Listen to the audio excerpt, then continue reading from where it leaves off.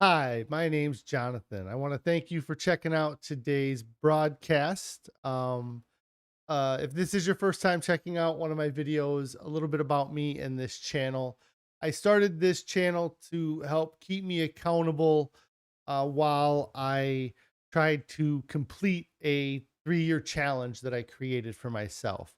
The two big parts of this 3-year challenge is obviously the time that I wanted to challenge myself to focus on my overall health and well-being for longer than I ever had before. And I set a timeline of 3 years, figuring that that would give me enough time to lose a large amount of weight, get down to a good goal weight, and then also give me the ability to maintain that weight loss for a while. The other big part of this challenge was that I have a lot of weight to lose. And I started at 519.8 pounds and I set a goal to lose 300 pounds. If I lose 300 pounds, that will get me down to just under 220 pounds, which for my height, that puts me out of the obese category. It would be the first time that I would be out of the obese category in my life. Um, the uh, this thing is telling me there is something going on, but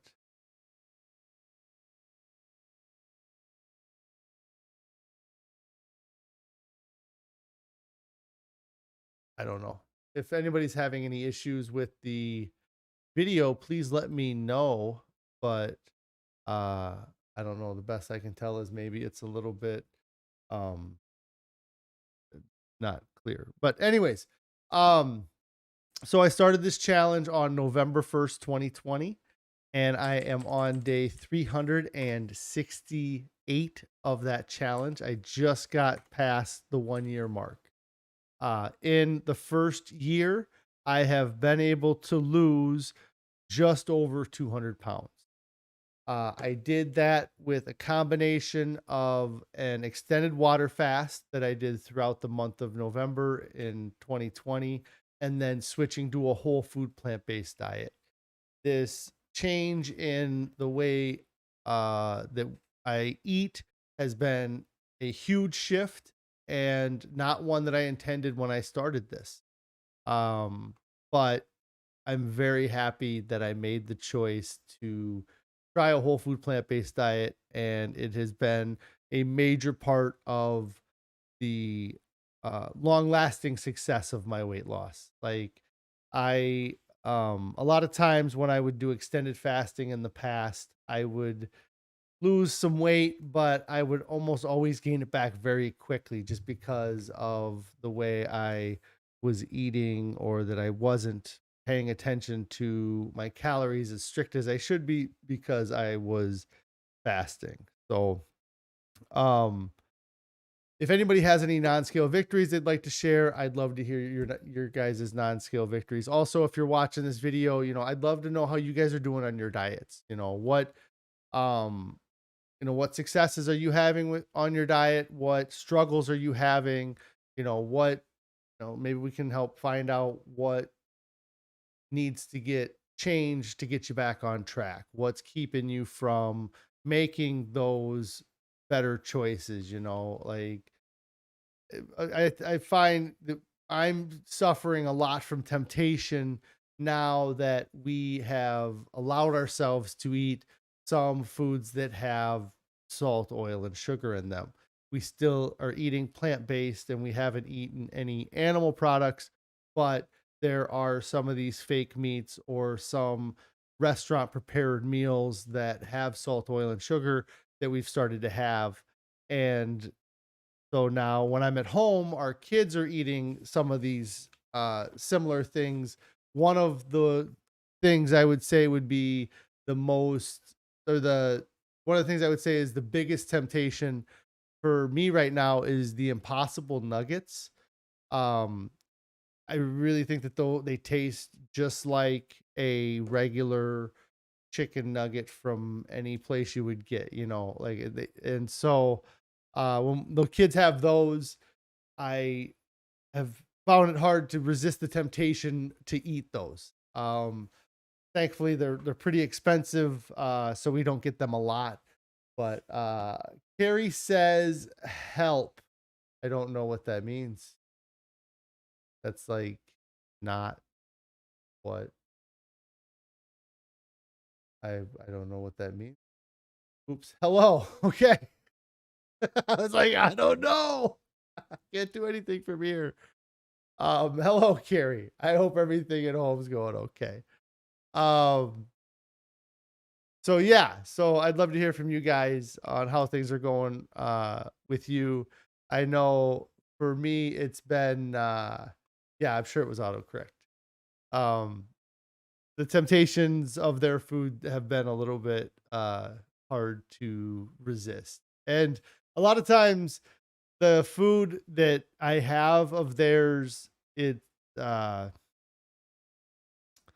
it's not, it doesn't taste bad, but it's not as flavorful as I'm expecting it to be in comparison to our diet, because our diet really has a lot more flavor in it than I feel like I give credit to it even now. Like from the outside, before I ever tried this diet, I thought that it must not have much flavor or must be very bland, and that's not the case. So when I try uh some of these things we've had for the kids, they haven't been as impressive as I expected, but nonetheless, I still have a hard time um resisting the temptation.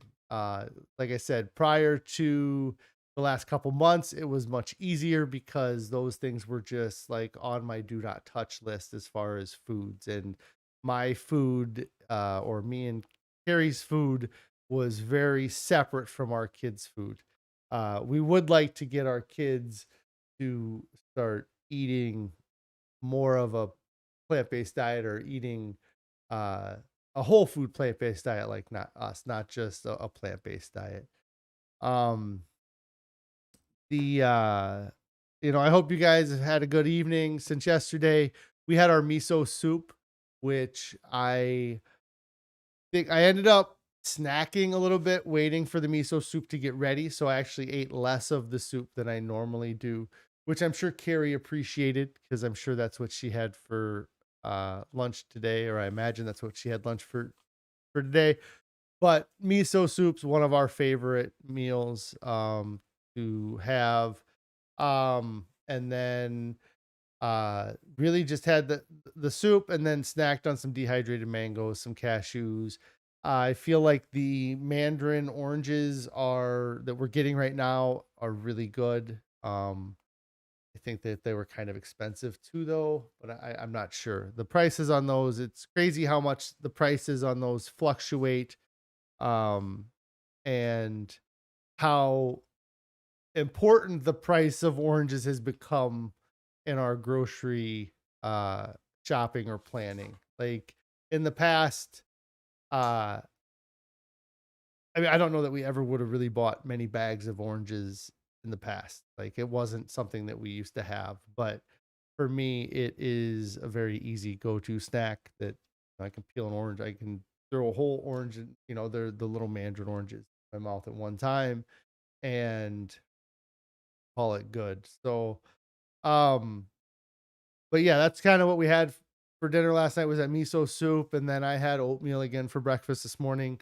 as well as the avocado toast with we don't have any of the mango pico de gallo right now, because I screwed up when I went to Aldi's and bought the tomato pico de gallo.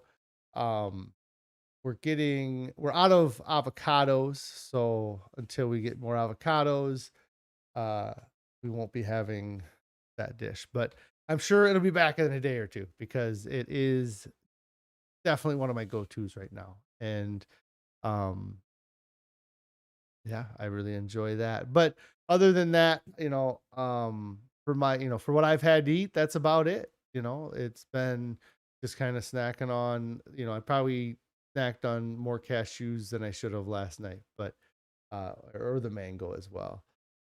Um Other things new for me, I talked about it last week that I was going to get interviewed by somebody about my weight loss. And that interview got postponed. I actually had the interview today. And um it was uh it was really cool. I mean, I don't know. It's such a weird um thing to do an interview and like how Zoom things work now. Carrie says we're having leftover miso tonight, and she's making falafels. Um, we had something with falafels in it, but yeah. Is it because of your fancy new blender that you're making falafels? Is that why we're getting falafels? Uh, but yeah, so I had that interview today, and just kind of an interesting experience talking about like my history with weight loss, and then kind of this, I don't know that I really talked about exactly what led up to starting this challenge, but kind of from there, just making them before the herbs go bad. There we go. Yeah, push the fish. It's going bad, right? Uh, from a movie. Um,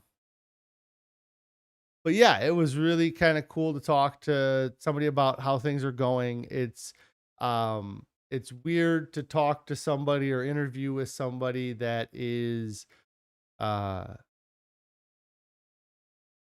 uh, being talking about a plant-based diet.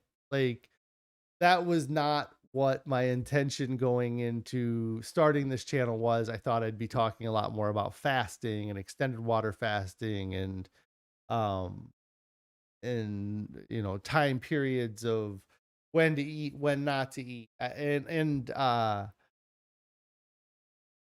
then everything just kind of changed in mid-November when I kind of found the whole food plant-based diet, and have realized throughout the process and very early on that this is the diet that I can eat a higher volume of food because it has a lower calorie density, which really satisfies one of my kind of what I feel is one of my biggest issues. The um I always kind of thought that I overate or I had an overactive appetite, and um that if I could just figure out how to eat less food, then I could whip this in the butt. And that was really where fasting even came from, was if I can figure out how to eat less food, well, if I can figure out how to shut it off, then that's as low as I can go. And then um and I really feel like it's like for me, I have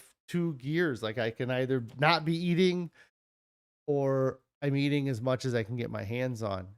And uh I always thought that moderation was going to be the key, and while moderation has helped, I don't completely go wild with the foods I eat. I do allow myself to have second portions or eat more food than I have ever allowed myself to eat in previous diets, and have had greater success this time. And I'm seeing that it's really a lot more about, for me, that volume of food, the calorie density, um, and then like also like the changing of the foods. Like I was saying earlier, like I really enjoy how these foods taste now, and it took time for those taste buds to adjust or those preferences to change. Um, the I talk about the foods a lot that I never used to like, but um, just um it was a good experience to talk about that stuff, and to go uh and it was kind of difficult too, though, because a lot of the some of the questions, I could sit here and do half-hour talks about each individual question about my history, or how it's changed, uh life with the kids, things like that, um and I don't know, it's just a wild there's been so much reflecting I've been doing for the past week or so, and I'm so happy where I'm at right now. I'm so happy that I've made every decision that I've made up to this point to get me here, you know. And I feel like I don't know if it's because there's more information out there that can be accessed. Like, if there weren't these YouTube videos or these places where, the people that can have websites, just the technology of their, like, that there's so much information out there, and whatever that string that led me, or that the thing that led me to find out uh about things like the True North Clinic and things like the Colin Campbell, or doctors like Colin Campbell and doctors like Gregor and Furman. Um, but just that world that opened up once I like went and started looking in that direction was wild. Like I was saying, like, I thought I'd be talking about fasting regimens, and instead I'm talking about calorie densities, and I'm talking about nutritional uh uh complex, like the nutritional makeup of the food, and the removing of the fractionated foods. It's just been a wild transition for me, and I feel like I know so much about plant-based eating. And like right now I'm listening to this book by Colin Campbell. Whole is the book I'm listening to, and I'm probably 2/3 of the way through the book, and he's pretty blunt in the book. It's kind of an interesting take on it, because so many times I feel like when people are suggesting things or recommending things or talking about, we dance around topics, or we don't push um different things, because if it's perceived the wrong way or taken the wrong way, then you can get in trouble. Like with the fasting, I can't recommend anybody fast for an extended amount of time, but there's a record. If you go back in these videos, you can see a record of me fasting for an extended period of time, but and so the but with this book, he really, he's not, like, he talks about cancer a lot in the spot that I am, skin cancer, I believe, or melanoma. And he is very blunt with, the studies show how much nutrition and the level or the amount of animal protein that you have in your diet directly correlates to cancer growth. They can't, it's not, there's lots of, again, uh I'm quoting a book, so I don't want to say anything too wrong or be off base too far from what they're saying, but essentially it's, you know that it's not getting out there. Nobody's being told that if you change to a more plant-based diet and eliminate the animal protein from your diet, that it's going to help reduce the spread of cancer. There may be environmental factors that damage your body, but what he's kind of goes on about in the book, or is what I'm taking from the book, is that those damages or those cells grow more or multiply or spread when there is animal protein in the diet. And it's not anything I don't know that I ever heard before.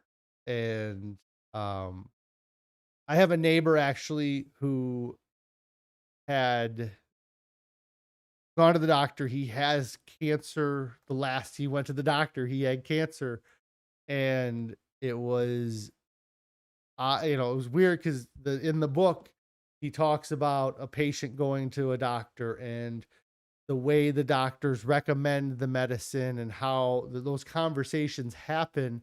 It really puts the patient in a bad position. And when or if the patient doesn't agree with the doctor's recommendation of like a chemotherapy or some sort of radiation treatments, then the doctors get upset or almost indignant with the patient sometimes, because for the doctor or to the doctor, that's the fastest, best solution or highest percentage success solution that they can help, like, the, you know, that they can, that they're needed for, I guess, like nutrition, changing your diet, the doctor doesn't, it's not what doctors do. And I don't know what we're at, but my neighbor had gone to the doctor, had cancer. They recommend him have surgery to have a bunch of parts removed, um, and go through all this therapy. And he said, I'm not going to do it. And he changed his diet. I don't know exactly what his diet is now, but I know that he changed his diet and he's still around. It's sad, that I don't think he's going to ever go back to the doctor about it until it causes him physical pain or causes him issues because of the way the system is set up, that it makes it difficult for that. And I was thinking about that. I didn't talk about it in this, but some of the health benefits that I've had throughout this, one of the things that's uh improved for me is my sleep apnea. When I back in like 2007, I was diagnosed with um sleep apnea, and it was at the time, like, when there wasn't a lot in the way of forums and ways to do research on other people who had sleep apnea, and it was just kind of even coming out that it wasn't a male dominated issue at that time as well, or some of that. But anyways, I had a sleep study done. I was diagnosed with fairly severe sleep apnea. My CPAP machine was set at like a 18 psi pressure. The machines would like max out at 20. My stats as far as the oxygen concentration, it was extremely low during my sleep study. They When I went into the sleep study, they were like, okay, you'll do one night where we monitor your sleep to see if have sleep apnea or what kind of level of sleep apnea you might have. And then we'll have you come back and do another sleep study in a few days. And we'll put machines on you and we'll find out what level pressure that you need to have. And I can remember going to sleep. I was maybe asleep for an hour or 2 hours, and the technician came in and woke me up, and he was like, "Hey, I called the doctor and let him know your numbers from this first 2 hours." And he's like, "You absolutely have sleep apnea. Your numbers are awful." He's like, "For every 60 seconds you're asleep, for at least 30 of it, you're not breathing. Your oxygen saturation was extremely low." I can't remember, and I don't want to misquote the number, but um and so I just did that sleep study in one night. Like, they just had me um go back to bed with machines on, and I had a CPAP very quickly. But over the years, the medical industry's actually gotten more difficult with CPAPs. And when I first got my CPAP, getting stuff for it was real easy, and it was not a problem to get new filters, new hoses, or anything. And I don't think that it was ever difficult for people to get those as long as you kept up with your doctor. And me being 34-year-old, what I felt like was fairly healthy kind of person, I wouldn't go see the doctor on a regular basis. And so, and then like my doctors changed in 2013. I started seeing a doctor about uh, my weight loss. And so that's kind of actually how I even got. Carrie says she kind of misses the white noise, but so thankful that you breathe dependently throughout the night. Yeah, dependably throughout the night. Um, so that's kind of what happened. I got my machine in 2007 and didn't really go see the doctor much. And then in 2013, my weight had gotten up over 400 pounds. I decided to go see a doctor. And in that process, I switched all my medical stuff over from the doctor that I had been using. Kind of, he was like the family doctor that I kind of was, I never saw, but he was still my doctor. I switched everything over to this new doctor. And at that time, I got all new kind of CPAP stuff. I got new equipment, new um, hoses and everything, because I went and saw him, and I was able to have him write a prescription for new equipment. And that's what ended up happening with it, is that originally, as long as you were diagnosed as having sleep apnea, you could go in and get the stuff anytime. And then as time went on, now last I ever dealt with it, and I could be wrong, but you have to go see your doctor to get a prescription, and the doctor uh, has to see you every year. And so I went from 2013. I lost a bunch of weight with that doctor, but then kind of stopped taking the phentermine because I had timed out with it, was gaining the weight back, kind of lost touch, never went back to that doctor again. And so I did. I did go back to that doctor like 4 years later to maybe see if I could lose some more weight, but essentially just so I could see him and get a new script for a CPAP machine, because the one I had was like 4 years old and I needed to get it replaced. And so then in 2017, I got my system replaced again. And anytime I needed to buy a new mask or buy anything, I just bought it offline, as opposed to going and buying it through insurance.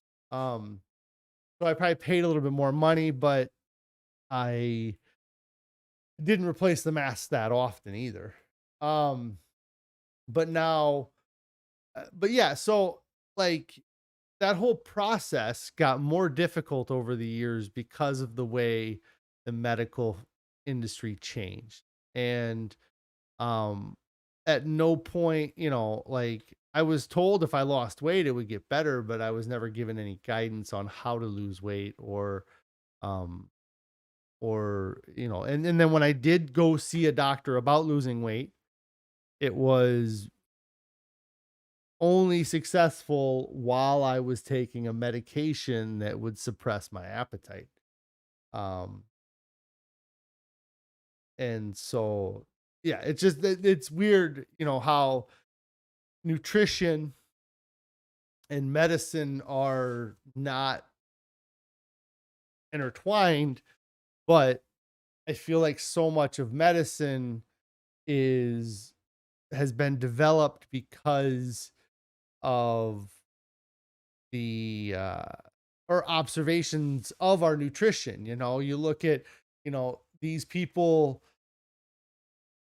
have nausea, and we found that if we give them this plant, it helps get rid of the nausea. Well, what about that plant causes them to get rid of the nausea. Oh, well, we found out that there's a vitamin in this plant, or there's a mineral or whatever. There's something in this plant that causes them to, not to have nausea anymore. So then they find a way to just pull that out and just give you the pill. Um, and it's not always for our benefit. So, um, it's yeah. So yeah, that interview was great. I am liking the book Whole that I'm listening to. I don't know if I ended up ever finishing any trains of thought that I started talking about here the last 20 minutes, but um, anyways, I appreciate you guys checking out my videos. And if you haven't already, make sure that you do subscribe to my channel. Click on the bell icon, turn on notifications so you get alerted when I go live. Generally go live around 4 p.m. on weekdays. Um, the In the description below, there is a link to a Discord that I've started that it gives a place for people to kind of come in, check in, let me know about yourself, where you are in your kind of weight loss, or with whatever challenges you have going on. It's a great place to do that. Also, in the description below, there is a link to a Pinterest board that has a lot of the dishes that we have been enjoying on that as well. And finally, I do have an Instagram account. It is at Fasting, FAHSTING. You can find me on Instagram there as well. But thanks, guys, for checking out my video. I hope you guys will have a good evening. I will be back live tomorrow. Maybe. I think I'll be live tomorrow. If not, I will definitely be live on Friday. You guys all have a great evening. If you haven't started your diet right now, get started. There's no reason to wait. There's nothing coming up this weekend that's more important than your health. And what are you going to do next year when that event happens? If it's your birthday this weekend, or your kid's birthday, or you have a wedding you're going to, what happens next year when a relative has a birthday party that you're going to, or a wedding, or a graduation? uh you're not gonna put your diet a year and a week from now. You're not gonna put your diet on hold for this event. um and nobody who's ever succeeded, and nobody who's ever lost the weight, looks back and says, man, I'm so happy I waited that extra weekend. uh every single person looks back and says, man, I wish I would have started so much sooner. So get started right now. And before you know it, can be that 50 pounds down, that 100 pounds down that you're looking to get. So you guys all have a great evening. I will see you later.